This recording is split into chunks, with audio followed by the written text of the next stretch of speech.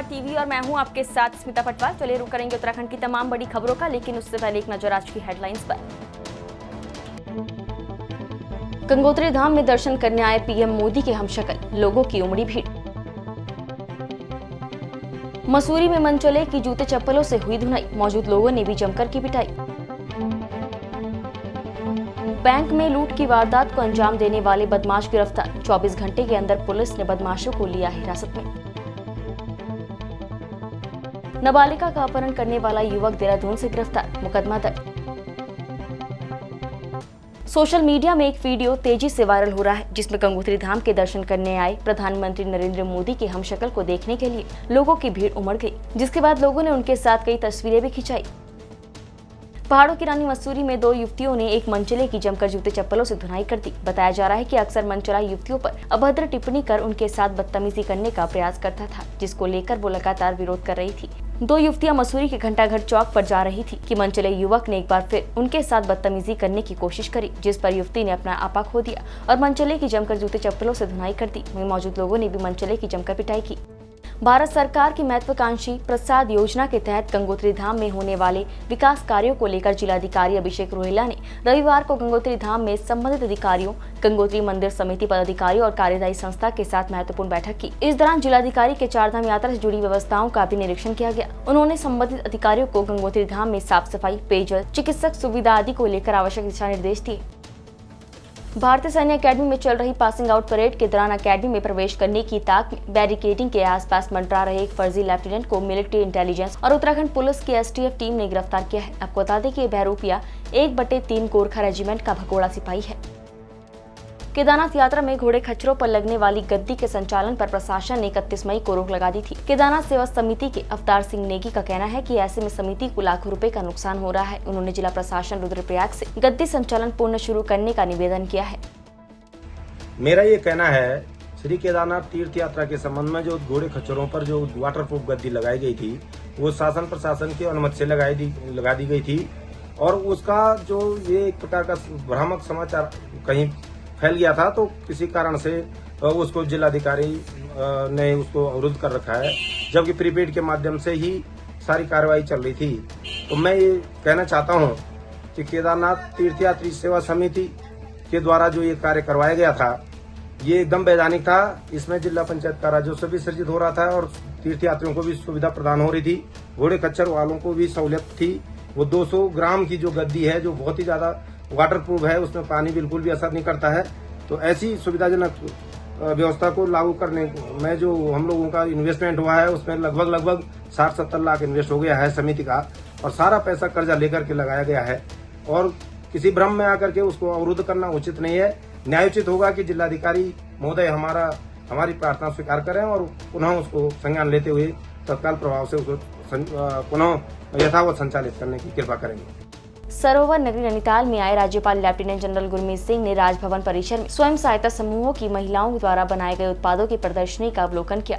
इस प्रदर्शनी में नैनीताल के कोटाबाग, धारी, रामगढ़, फतेहपुर, रानीबाग आदि स्थानों की महिलाओं ने अपने अपने उत्पाद प्रदर्शित किए। महिला समूह द्वारा बनाए गए इन उत्पादों का अवलोकन करते हुए राज्यपाल ने कहा कि उत्तराखंड की महिलाओं में प्रतिभा की कोई कमी नहीं है।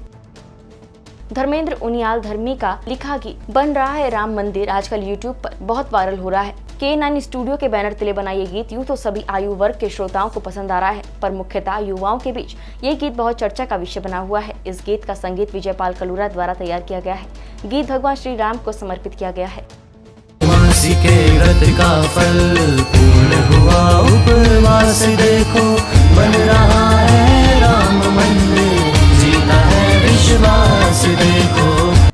जनपद नैनीताल पहुंचे भारत सरकार के संयुक्त सचिव और अमृत सरोवर परियोजना जल शक्ति अभियान के नोडल अधिकारी उपेंद्र चंद्र जोशी ने नैनीताल क्लब में अमृत सरोवर परियोजना से जुड़े विभागों की समीक्षा बैठक ली। समीक्षा के दौरान जनपद नैनीताल में जल शक्ति अभियान और अमृत सरोवर परियोजना के तहत किए गए कार्य और जनपद के विभिन्न जल स्रोतों, नदियां, तालाबों, नाले, गधेरे आदि की विस्तृत रूप से जानकारी संयुक्त सचिव जोशी ने ली।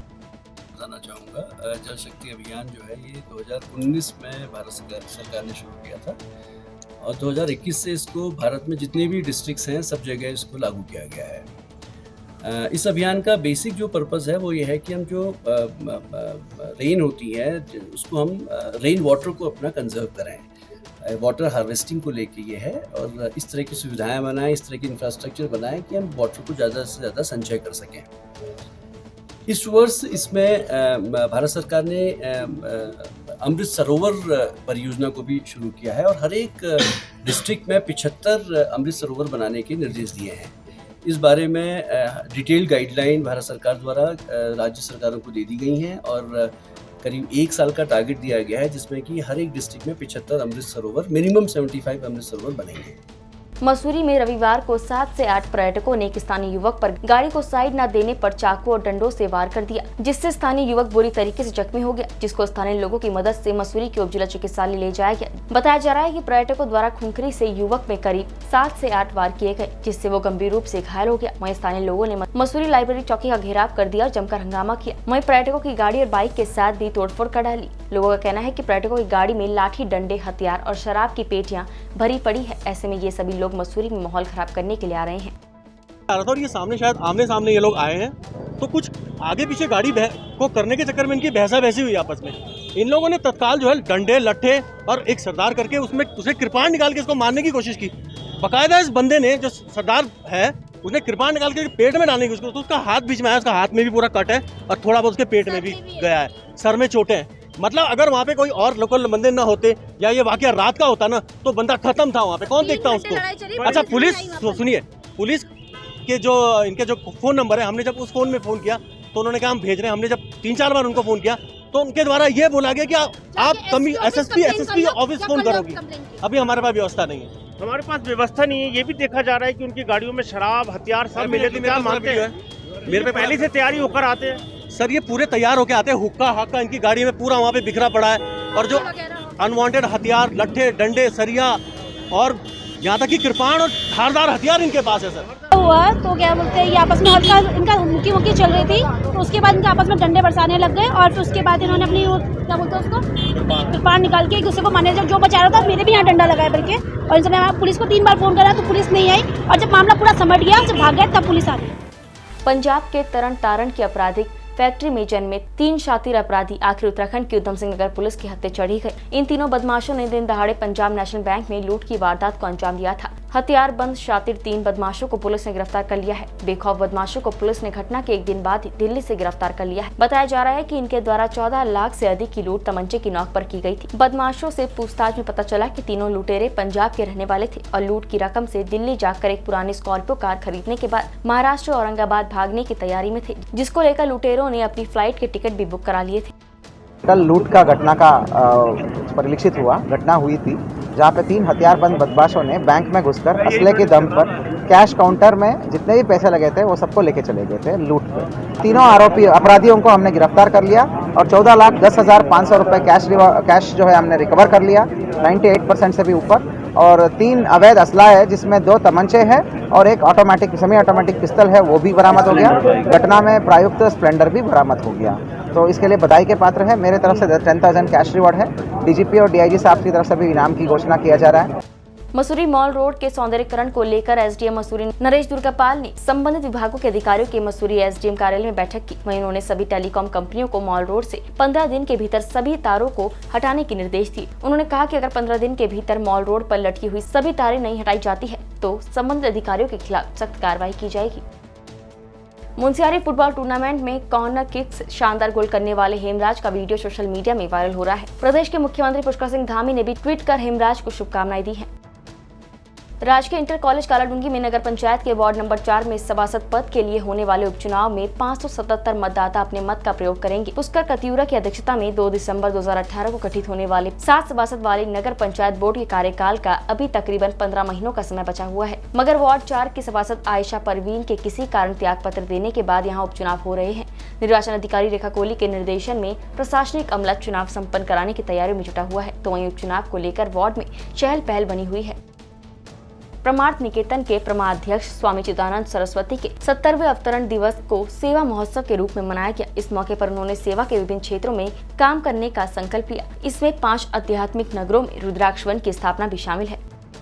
ये कि 70 वर्ष तो जो ठाकुर जी ने दिए संस्कृति और संस्कारों को संरक्षण के लिए, अगला जो भी समय ठाकुर जी देंगे हर सांस पर्यावरण संरक्षण के लिए, पलायन को दूर करने के लिए और युवाओं के लिए विशेषकर और दिव्यांगों के लिए ये जीवन समर्पित हो, उसके लिए कई कार्यक्रम बनाए हैं कि कैसे पूरा उत्तराखंड दिव्यांग पीड़ा फ्री उत्तराखंड बने, ताकि उनको जो पीड़ा है उससे मुक्त हो। मसूरी के एम्प्टी फॉल स्थित पेट्रोल पंप के स्टोर रूम में देर शाम को अचानक आग लग गई, जिससे क्षेत्र में हड़कंप मच गया। पेट्रोल पंप पर काम करने वाले लोग बाल बाल बच गए, जिन्होंने स्टोर रूम में भागकर अपनी जान बचाई। आग की सूचना मिलने पर एम्प्टी पुलिस इंचार्ज शांति प्रसाद, चमोली पुलिस फोर्स और फायर सर्विस के साथ मौके पर पहुंची और फायर टेंडर की मदद से आग पर काबू पाया गया। एम्प्टी पुलिस इंचार्ज शांति प्रसाद चमोली ने बताया कि प्रथम दृष्टया आग लगने का कारण शॉर्ट सर्किट होने से लग रहा है। उत्तराखंड की तमाम बड़ी खबरों में फिलहाल इतना ही। बाकी खबरों के लिए देखते रहिए पहाड़ टीवी। नमस्कार।